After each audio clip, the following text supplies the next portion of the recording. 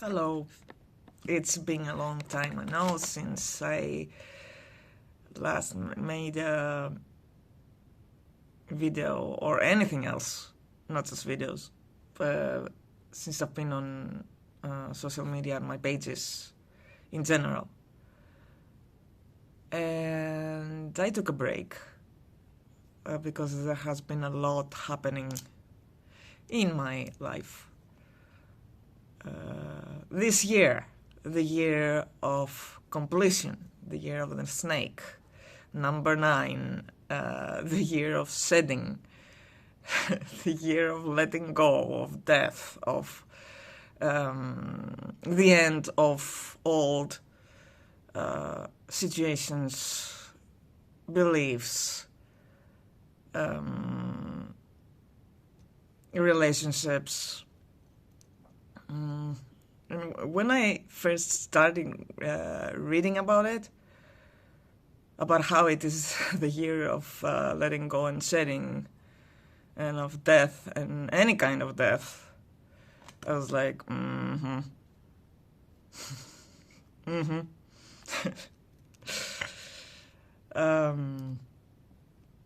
yeah, it can be anything, any kind of death and letting go.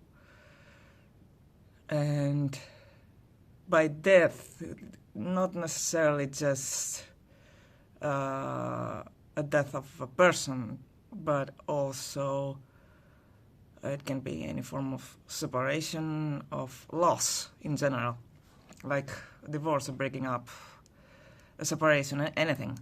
And these last years, I've had it all. And by all, I mean just a few years ago, I separated from a very long-term relationship. And even though we are on good terms and we still speak, of course, because there's still love and respect for each other, we don't see each other that much as we used to, which is normal, of course. And on top of that, this year, my mother died.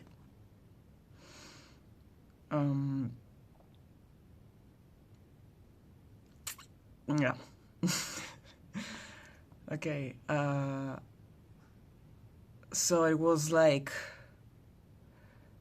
a transition, not like a transition period.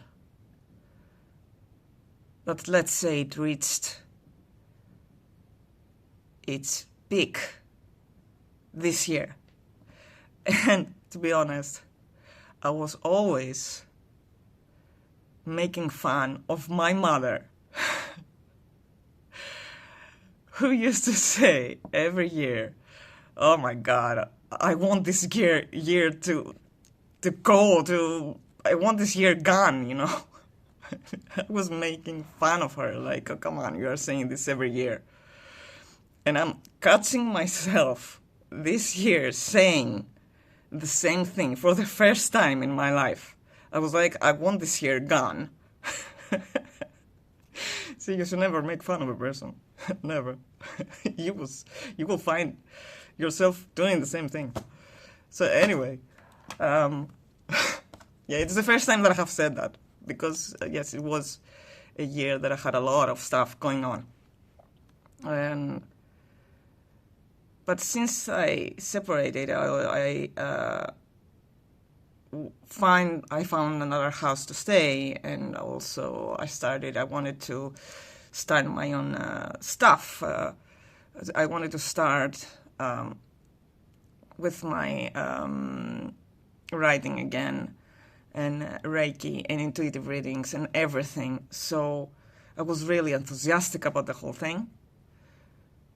And this year, when my mother died, I'm finding myself that suddenly I want to travel. I don't want to stay here. And I'm taking a break, and then I start traveling And some of you already know that I went to Malta and then I went to Ireland, that I always wanted to go to Ireland. And I went, finally went, I loved it.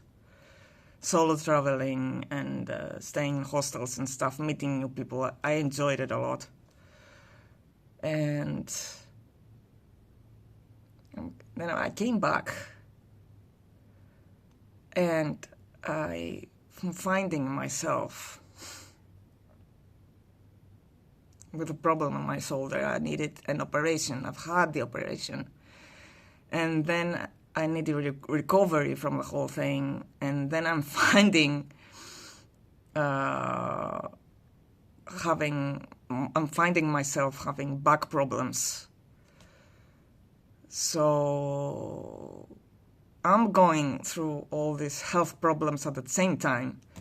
But during all this time, I also did meditation and energy work, energy healing work as well. It's always the case. It never stops.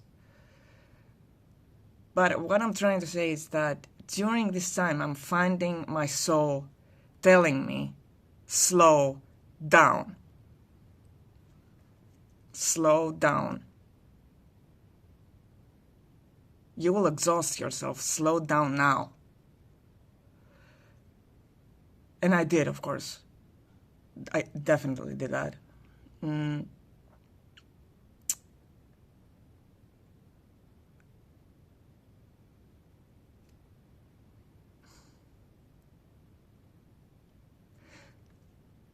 When a person, not just a person, but I think that I have come to realize at least, that's my personal experience, of course, but I don't know if it's happened with everybody, but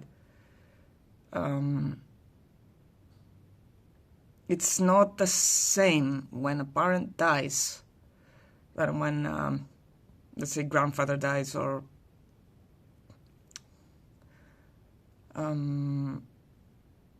you're never prepared for that.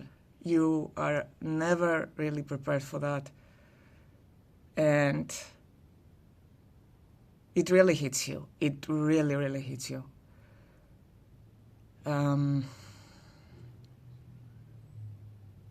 That's why I heard my soul also saying, really slow down, because I really needed. I didn't sit at all with my feelings. I immediately, I wanted to just disappear. I wanted to disappear, and I still hadn't realized that it was because of grief. I just said, okay, I'm just taking a break and do some traveling. No, it was because of that. But I didn't let myself grieve yet. And something happened during December. Like, had this epiphany that, yes, your mother really died. Because, and this I'm saying to people who maybe have this kind of experiences, but I did have my mother visit me after, of course, she died. And she also told me some stuff, some real nice stuff. But still, even if you have visitations, and even if you know that there is life after death, still you are going to grieve. You cannot really escape this stage. You cannot really, this knowledge, this realization still doesn't change the fact that you're still human. We still have our egos. We are still human, and we will go through grief, and we will have to let our feelings express our feelings, feel them, and go through this process.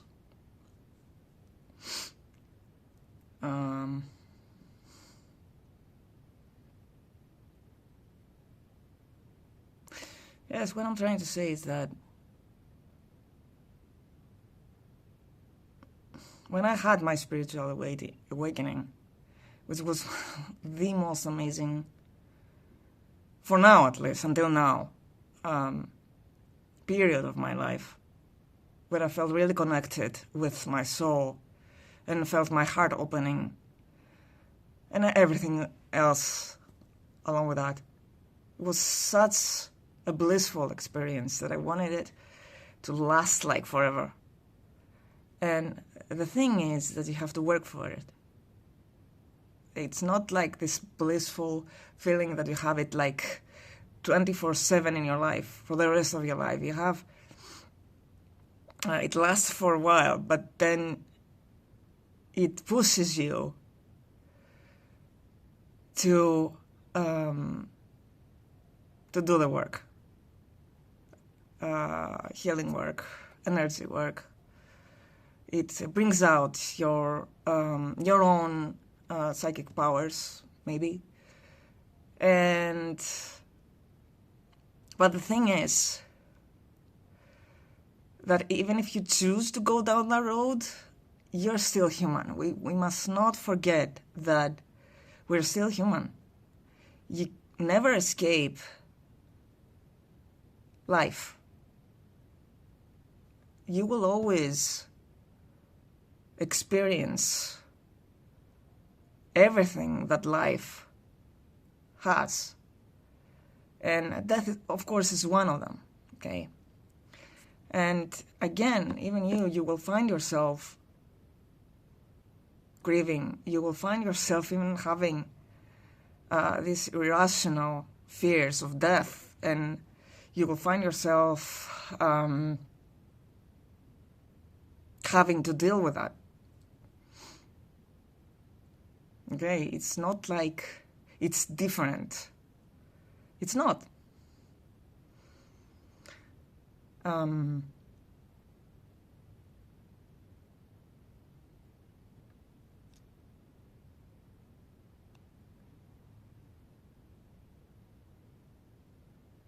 Yeah, it's not different. It's not different at all. But the good thing is that even if you are aware that there's life after death, that even if you are one of them who can have visits from the people that have died, yeah, you will still grieve them because they are not here now anymore. So, yes, it still hits you. Don't try to deny your feelings. Feel them, express them, but also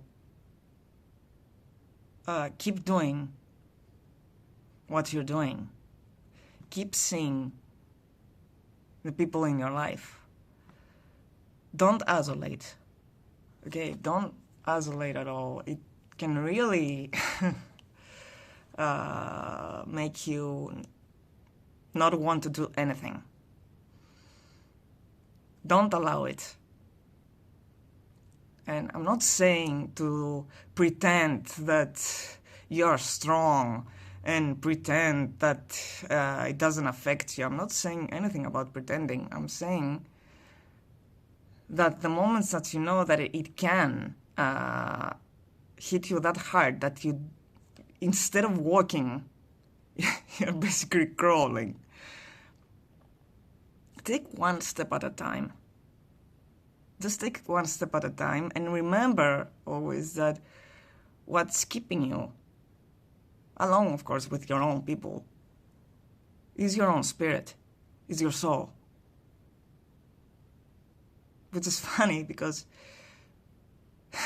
you realize that whatever is happening to us here as egos, it's like our soul is always so optimistic and happy and full of light, and It shows you the way, and it's never, yeah, it's keeping you alive.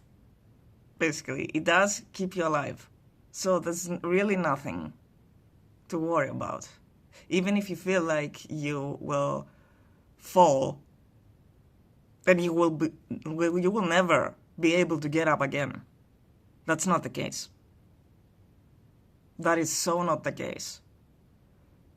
And if you learn to connect with your soul, of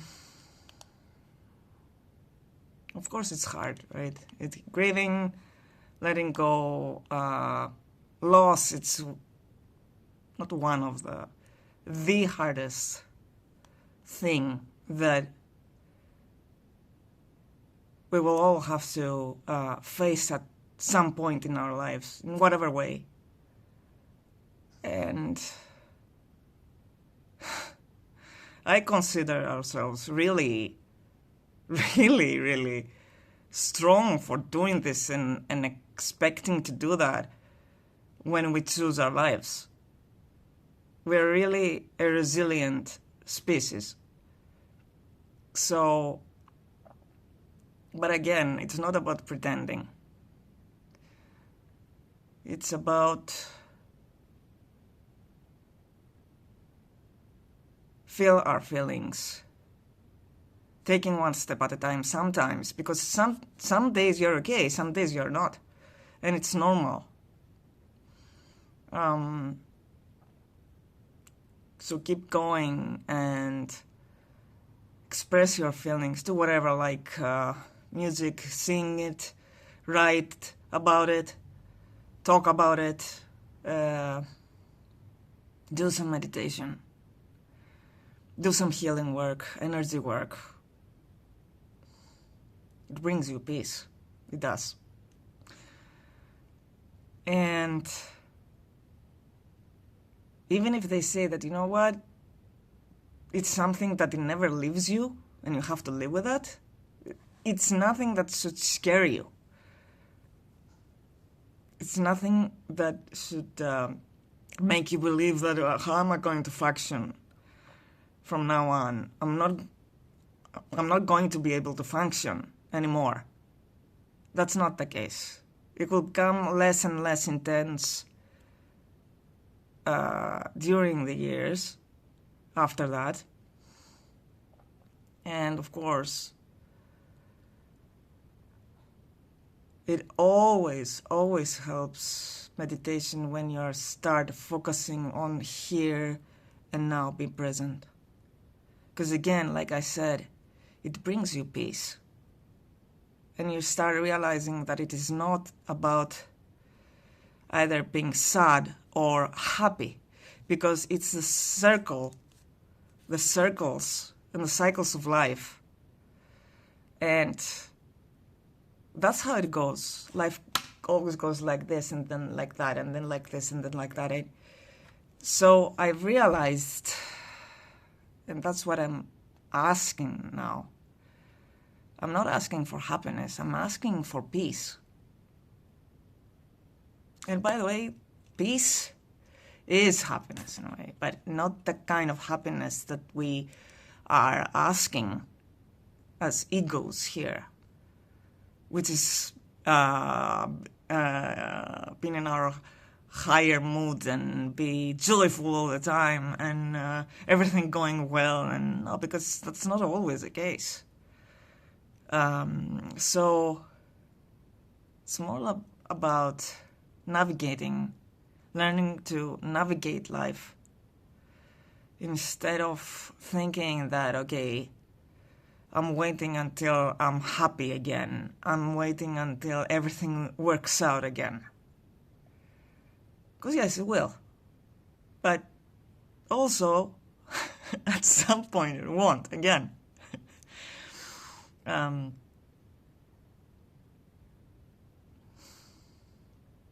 don't think I'm forgetting anything.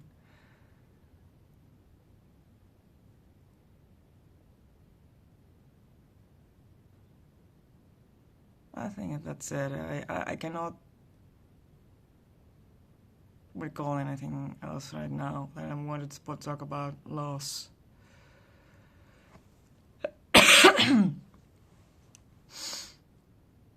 Yes, it is difficult.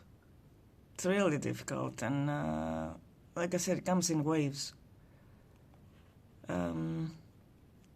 It was more like sharing. I just wanted to share that. If you want to also share your own stories with loss, feel free to do so. I will tell you something else too. What also loss does you. Sometimes it can humble you, but it also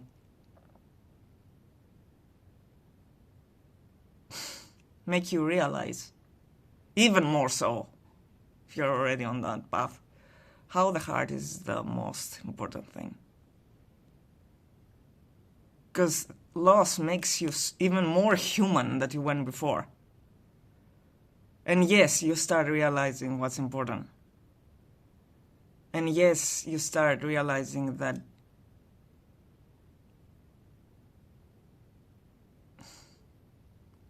your heart is the most important thing, and giving is the most important thing.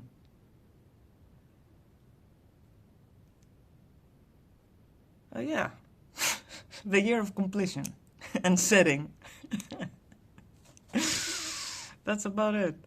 That's exactly it. Okay, guys, I'm gonna stop the video now. Thanks for listening. Bye.